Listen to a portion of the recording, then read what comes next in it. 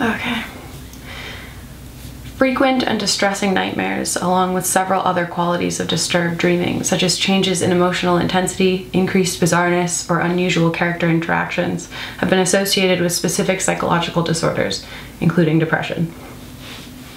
1. July. I'm having a dream again. I'm in bed in my house, my mom's house, all white blankets and white pillows and whiteness enveloping me. But it's levitating in the center of the enclosed porch at my dad's house, legally mine and my sister's house now, and through the mesh screen windows I don't see the backyard I spent my every childhood weekend in. All I see is white ocean, aching, empty, endless white ocean. In the dream, I know that I am dead. In the dream, it is so peaceful.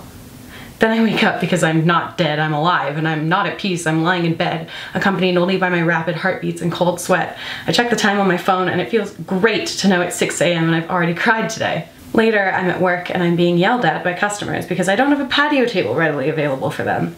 I'm not sure why they care enough to yell at me. I haven't really cared about anything for a couple weeks. I mostly don't think about patios. I mostly think about death and how it's coming for us all. And I don't mean to make myself sound as if I exist on a higher plane of consciousness than mere mortals, and I'm not troubled by silly little things like where I'm going to eat lunch, because usually I am. Usually the main reason I can deal with getting yelled at over nothing by entitled restaurant goers, aside from my wonderful coworkers, is because at the end of the day, I have money to waste on shoes. Right now, I kind of wish I gave enough of a fuck about something to yell at someone over it. I wish I gave a fuck. I've been trying to write it all down, get it all out, because that's what I do. That's how I cope. And it's half working, but it sure isn't articulate. I journal a lot because there's so much to say, and I try to write about everything, which is impossible. I wind up with weirdly obsessive entries written in the most rudimentary, unsophisticated language. My memory is just really bad, and I'm just so afraid of forgetting everything. My father died a few months ago, and I'm already forgetting the exact shade of his eyes, the sound of his laugh. I don't want to forget anything ever again. Logically, I know I'm not capable of creating an all-encompassing documentation of myself and my existence, of anyone's self and existence, but I keep trying. Logically, I know when my brain clouds over with depressive fog, I can't wax poetic, but I keep trying. 2. August. I'm in the entryway of my dad's house, my house, legally, mine and my sister's house now, and I'm sitting beside him on the floor, our backs against a wardrobe, like children. I tell him he looks great. He says, "Don't I?" And everything changes, harshly, suddenly. "No," I say, "you don't. You only look great because this is a dream.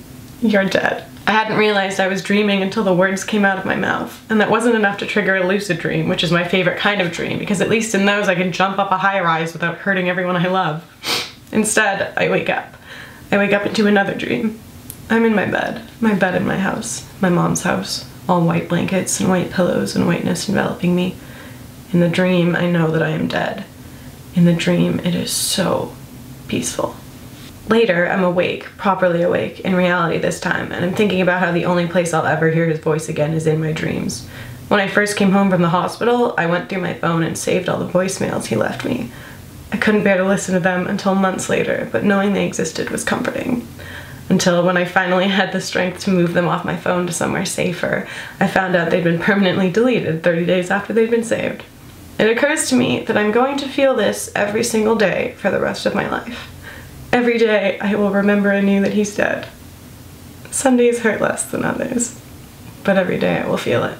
I'm not sure what to do with this knowledge, so I look out the window at raindrops hitting the glass. This is the first summer in a long time during which I've actually enjoyed the weather, but on days like this, which offer me a preview of the seasonal gloom to come, I remember how much I love winter. Everything cold and quiet and dark and dead, the ugly and beautiful alike, blanketed in snow, an untouched sketchbook, aching, empty, endless white. Or maybe I just like the pathetic fallacy of it. A rainy day is just what I need. It's what the city needs too. Vancouver's been painted orange by forest fire smoke because it's August, so half the province is casually on fire. Being on fire is just part of a forest's natural life cycle. Doesn't that seem absurd? What if being on fire was part of a human's natural life cycle? Fuck. Maybe it is. Maybe I was an overmature forest and my life was on fire around the time my dad died, and now it's all just reforestation. Maybe. Maybe. Maybe. That doesn't mean anything, does it? 3. September. I'm in a clearing in the middle of a forest, tending to a massive bonfire. I keep throwing things into the flames, which eat ferociously away at anything I offer them, and every time it grows, fireworks explode. I'm dancing around it in circles, almost like some kind of tribal ritual, and I'm screaming, and I can't tell if it's out of joy, sadness, anger, everything, nothing.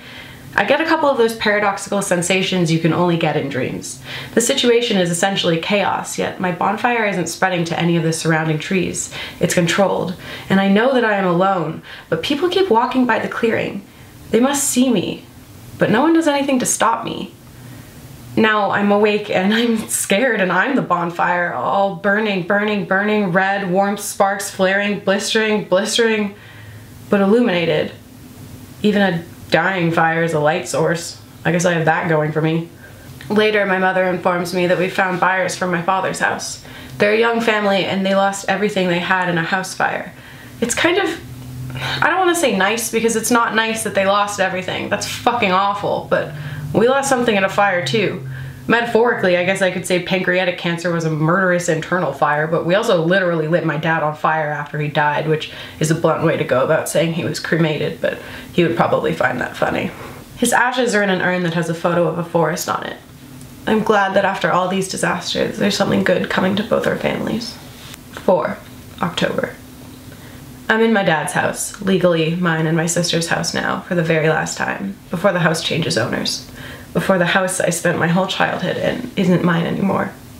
Before my childhood isn't mine anymore either, although I guess that's been dead for a while, I just can't deny it anymore. I walk to the porch, the scene of my white ocean dream, and I sit on the hammock for the very last time, and I think about how many memories I have attached to it, and how silly it is that this broken hammock is ascribed infinitely more meaning as soon as its owner dies. I go to my bedroom and think about how quiet it is.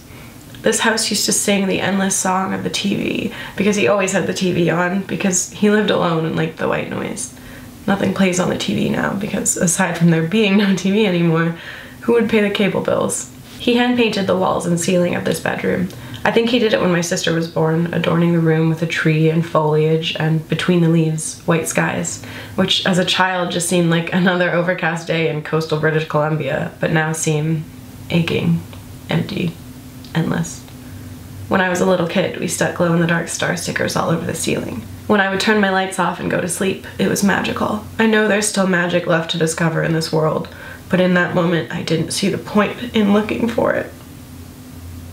Now I'm leaving, and I pass through the living room on my way out, looking at the piano bar he was so proud of, and only finished making a month or so before he died, and at the wall nearby it, where a huge hand-drawn comic he made had hung my entire life. We picked it up the previous time I'd been there, and now it's in my room. It almost feels wrong to have it there, but a lot of things feel wrong when you're dealing with change you didn't want. Life goes on, even when it's cruel. 5. October. After. I had my first good dream in a while. I only vaguely remember what it was. I was flying, but through water, or maybe swimming, but through air. It was beautiful, all saturated blues and greens. I don't particularly care about the dream, I just care that I woke up and felt okay.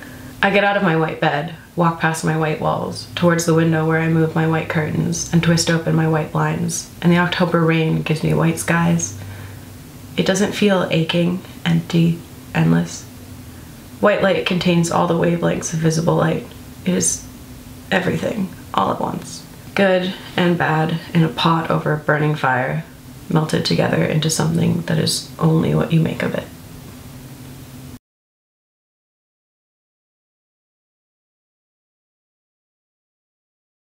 Editing this is gonna be a fucking wild ride. Beet red tomato girl cries on camera. Not clickbait.